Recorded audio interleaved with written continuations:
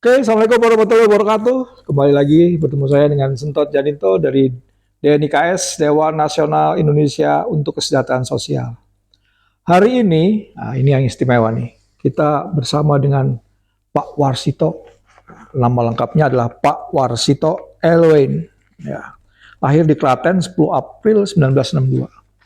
Beliau adalah ketua organisasi namanya SOINA. Apa itu SOINA? Mari kita tanyakan ke Pak Warsito. Baik Pak, monggo Pak tentang SOINA ini Pak. SOINA singkatan dari Special Olympic Indonesia. Jadi ini organisasi untuk melakukan kegiatan bagi anak-anak bertalenta khusus atau difabel intelektual. Strukturnya ini ada di internasional, namanya Special Olympic Internasional, Special Olympic Asia Pasifik, dan Special Olympic Indonesia. Jadi ini statusnya di IOC, International Olympic Committee. Itu ada di sini ada KONI, ada Paralimpik, terus ada Special Olympic. Jadi ini tiga yang berjajar, tidak di bawahnya tapi berjajar begitu. Itu posisi SOINA. Dan kegiatannya tentu saja olahraga karena itu penting, tapi tidak hanya olahraga, tapi juga ada kegiatan kebudayaan, ada kegiatan sosial, ada keluarga, ada training leadership gitu, dan itu. Kemudian Special Olympic itu lahir tahun 69 di Washington, dilahirkan oleh Ibu Shriver Kennedy, itu bidan yang melahirkan SOINA ini.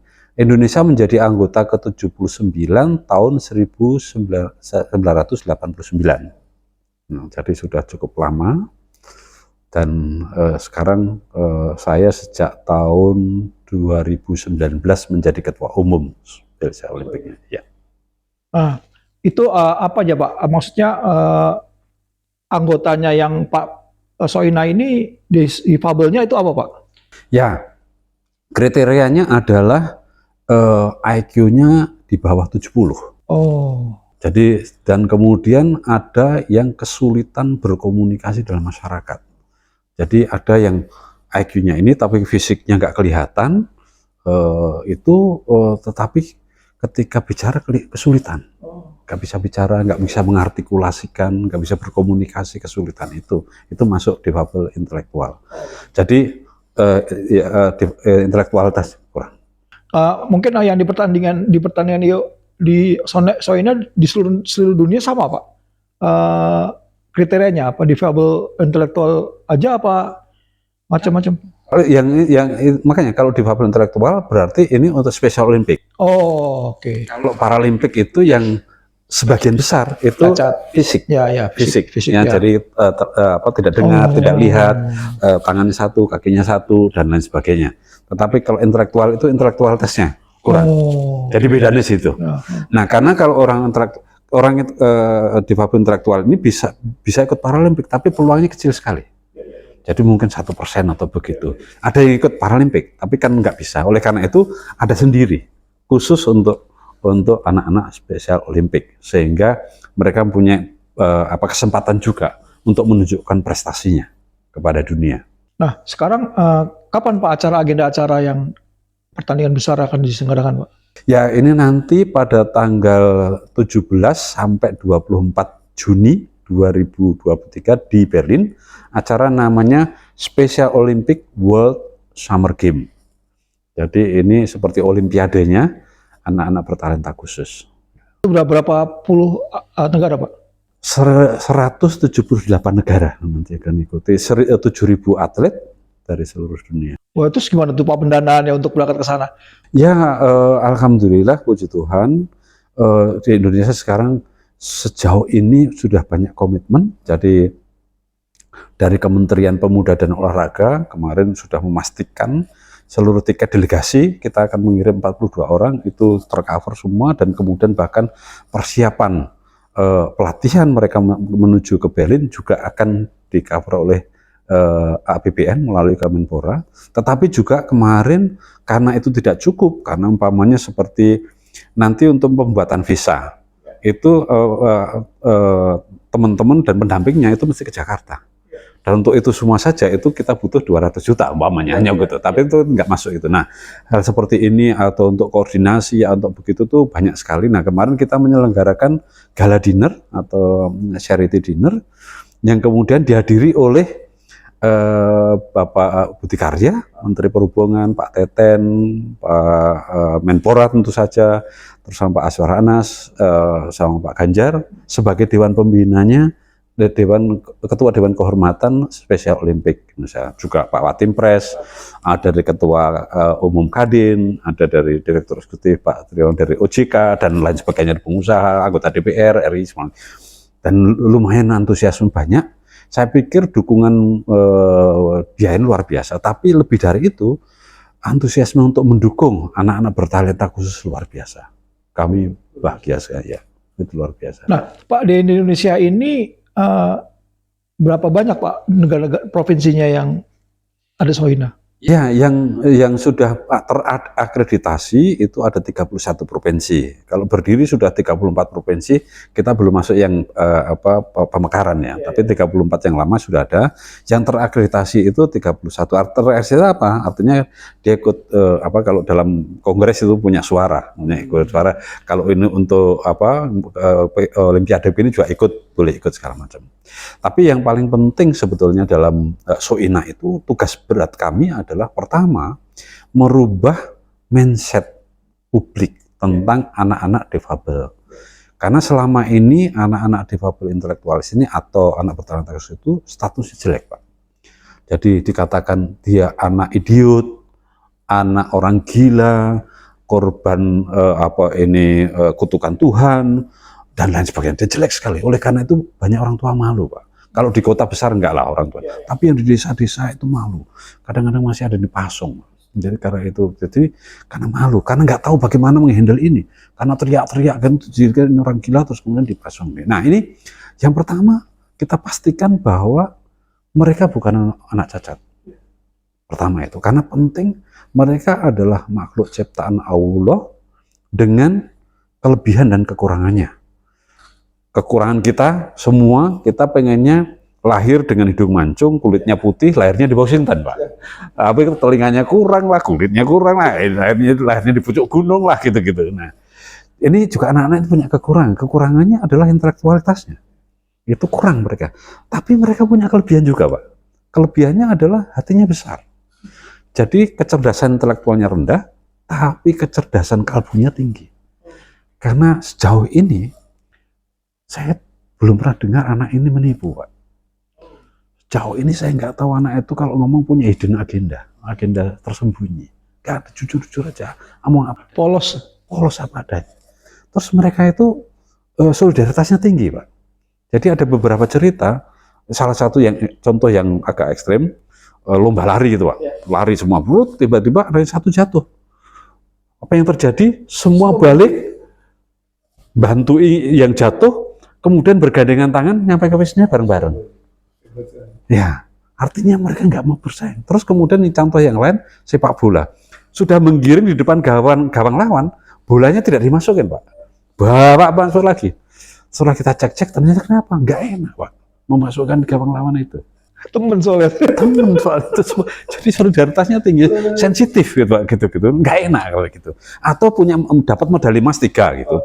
Tiba-tiba ditanya, loh medali emas muka tak bagi teman-teman saya gitu. Dikasih medali emas, kasihan nggak dapat katanya begitu.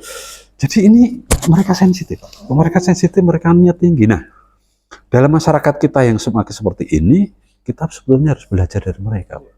Kita tidak hanya pinter, tapi juga kita harus punya hati. Sehingga masyarakat kita itu hidupnya lebih guyup rukun, gayeng, dan maju bareng-bareng. Tidak bersaing 24 jam bersaing, di kantor bersaing, di sekolah bersaing, di masyarakat bersaing, terus stres, Pak. Nah, kalau dengan anak ini enggak. Jadi kita kita bersaing harus, kalau enggak maju, Pak. Tetapi kalau 24 jam bersaing, stres kita, Pak. Ya? Nah, anak-anak itu memberikan pemahaman pada kita, enggak, jangan bersalah. Kalau dikurangi lah, tidak 24 jam, tapi 18 jam aja lah. Atau 15 jam aja, sisanya nanti kita berguyup, rukun, gayeng, kan enak begitu. Kalau nggak bersaing, nggak maju, itu pasti, tapi gitu. Nah, anak-anak itu. Jadi, kelemahan mereka adalah kecerdasan intelektual rendah, tapi kecerdasan kalbunya tinggi, besar. Sialnya anak orang yang pintar itu dapat kerjaan, kalau orang yang baik itu belum tentu dapat kerjaan, Pak. Makanya itu yang kita mencoba merubah masyarakat.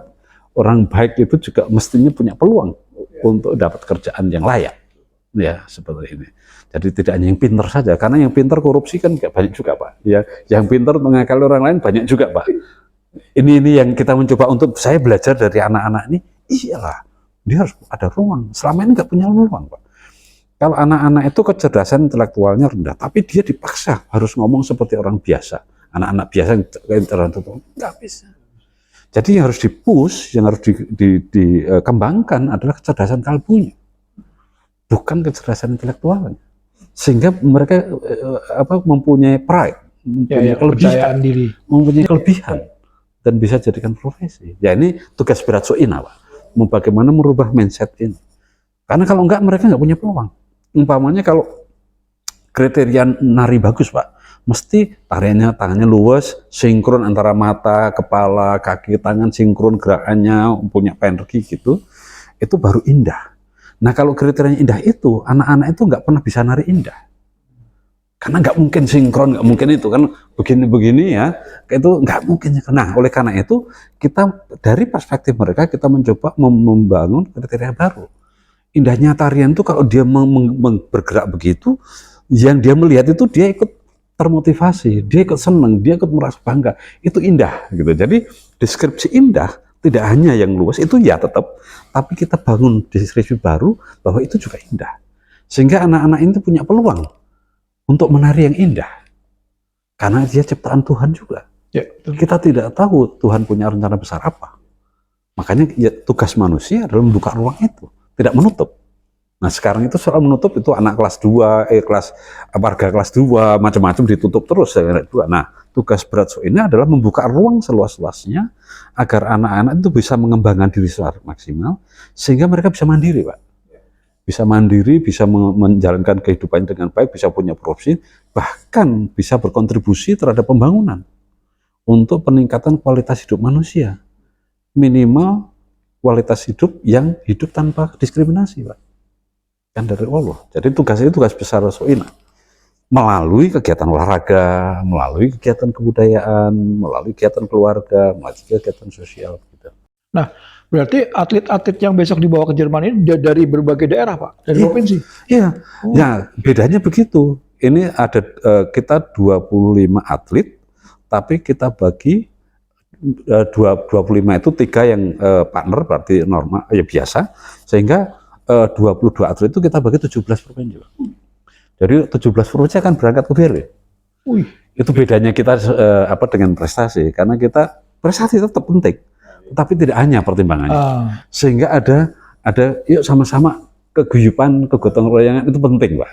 Oleh karena itu ya dibagi-bagi ya dari sana satu nggak apa-apa. Itulah keguyupan kita, kebersamaan kita. Tidak yang paling baik aja yang kita kirim, tapi juga mempertimbangkan ini biar sama-sama begitu. Jadi pertimbangannya berbeda. Dan ini penting sekali kita tunjukkan pada dunia bahwa Indonesia kita mencoba untuk membangun ruang yang seluas-luasnya bagi anak-anak bertalenta khusus. Nah, karena apa, Pak? Nanti kita ketika ada event Special Olympic Summer Game itu kita mau ikut bidding, Pak, untuk menjadi tuan rumah Special Olympic World Summer Game tahun 2031. Ya, dan ini menjadi penting ketika Indonesia nanti menjadi tuan rumah Special Olympic World Summer Game, itu mendapatkan credit point untuk ikut bidding pada Olimpiade tahun 2036, Pak. Oh, jadi itu penting. Iya, ada korelasinya, Pak. Jadi kalau sudah Indonesia satu negara sudah menyelenggarakan Paralimpik, ASEAN Paralimpik, kegiatan event olahraga gede-gede itu, baru kemudian mempunyai kredit point untuk bisa ikut gitu. Jadi ini merupakan tahapan penting. Oleh karena itu kami mempersiapkan ke Berlin ini dengan sebaik-baiknya. Karena ini menjadi komponen penting promosi Indonesia di internasional. Kita sudah berhasil kemarin di G20, Indonesia, Pak Jokowi sudah mempromosikan Indonesia luar biasa di internasional. Nah, kita akan meneruskan supaya tidak memalukan. Nah, kita supaya kebanggaan juga di semua lini ya gitu. Nah, Pak, Berarti akan ada penggalangan dana lagi, apa masih kekurangan? Enggak, saya pikir alhamdulillah, puji Tuhan, dananya dari komitmen yang ada, sekarang belum masuk di tangan semua, tapi dari komitmen ada sudah cukup. Dana cukup, kita sudah cukup. Untuk tiket, untuk segala macam cukup. Tapi bukan berarti kita nggak butuh uang. Untuk pengembangan lebih lanjut nggak apa-apa. Tapi kan Soeina tidak hanya berhenti pada World Summer Games saja. Pengembangan Soeina kan perlu banyak. Kalau ada support untuk kegiatan Soeina, mereka kami selalu terbuka dan selalu terbuka. Dan saya senang karena pemerintah juga sudah mulai. Kami mulai tahun ini makan kerjasama dengan Kementerian Kesehatan untuk memberikan akses yang lebih baik terhadap akses dan pelayanan kesehatan terbaik bagi anak-anak bertalenta khusus desa-desa gitu. Itu pertama kali kita lakukan. Jadi saya betul-betul alhamdulillah pemerintah tidak hanya di pusat tapi di daerah lain juga, Pak.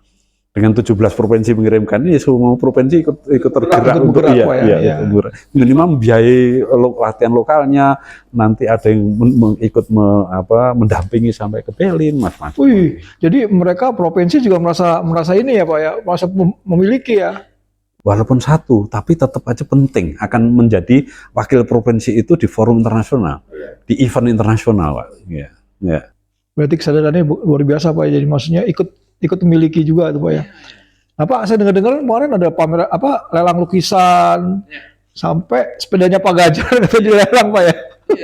Iya, dan memang itu saya pikir merupakan indikator komitmen bapak-bapak, ibu-ibu itu luar biasa karena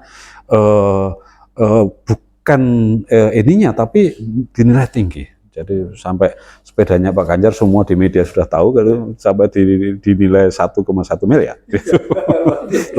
Itu karena Pak Ganjar sebagai ketua Dewan Kehormatan dan kemudian Pak Ganjar itu dari awal komit. Jadi sebelum jadi gubernur sudah komit terhadap anak-anak difabel, anak-anak bertalenta khusus. Jadi saya belajar dari Pak Ganjar. Sebelumnya saya nggak tahu. Pak Ganjar udah lama ngurus itu, saya belum tahu apa-apa. Jadi ini karena Pak Ganjar, Pak Ganjar itu juga belajar banyak. Dan komen sampai hari ini. Dan itu benar, lurus. Makanya ketika kemarin begini ini tidak boleh minta-minta dan tidak politis. Ini betul-betul anak-anak. Jadi ketika kemarin ponnya, jadi seperti ponnya anak-anak bertalenta khusus itu di Jawa Tengah, Pak. Di Semarang. Kapan tanggal 3 sampai 8 Juli 2022. Di Jawa Tengah. Ada 1.118 atlet dari seluruh Indonesia ke sana. Oh, jadi Bapak udah punya ini ya, stok di sini. Iya. Dan itu tagline-nya waktu itu adalah akulah bintang. Jadi yang menjadi bintang adalah anak-anak ini yang biasanya dia di pinggir-pinggir, di pojok, kita jadikan mereka bintang. Yang kemudian adalah motonya adalah ini pestanya anak-anak bertalenta khusus yang aman, nyaman, guyup rukun dan bahagia. Jadi selama 3 hari itu nggak ada anak yang dibully, semua tahu karena itu. Tapi sebelumnya memang kita ada banyak kegiatan yang menyatakan bahwa mereka bukan anak cacat, mereka anak biasa gitu. Di 47 titik kita bikin kegiatan di seluruh Jawa Tengah supaya masyarakat Jawa Tengah sadar bahwa ini bukan orang cacat. Dan ini harus mendapat hak untuk bahagia, untuk guyup rukun. Itu luar biasa. Oh, mereka jadi senang sekali ketika karena ini ruangnya mereka, pesta mereka. Ketika Pak Gubernur sedang pidato pembukaan, ya ada gelandoti gitu. Terus ada yang bilang, oh Pak Gubernur, I love you. Oh, itu menggembirakan dan betul, Pak. Itu menggembirakan, mereka senang sekali. Karena biasanya kan mereka mendapat ya mungkin panggungnya sekitar. Nah, kita bikin panggung yang luar biasa, yang hebat, yang megah sekali. Dan ini untuk mereka, bukan untuk kita, untuk anak-anak ini. Jadi kita berikan fasilitas, kita berikan yang luar biasa untuk mereka.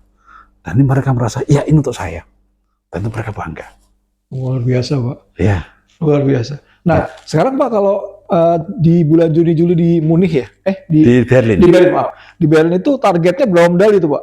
Ya sebetulnya kita nggak begitu penting, tapi kalau kita semakin banyak semakin bagus lah. Kalau kita dapat 8, 9. Pernah sebelumnya? Oh ya bagus, kemarin di Abu Dhabi kalau saya nggak salah ingat itu sekitar 11 medali emas ya. Luar biasa. Ya. Berapa cabang tuh Pak yang dipertandingkan? Nanti 7. Oh 7. Apa 7 itu badminton, tenis meja, atletik, renang, bowling, senam ritmik, sama senam Bowling itu kan bolanya berat, Pak. iya, iya, iya.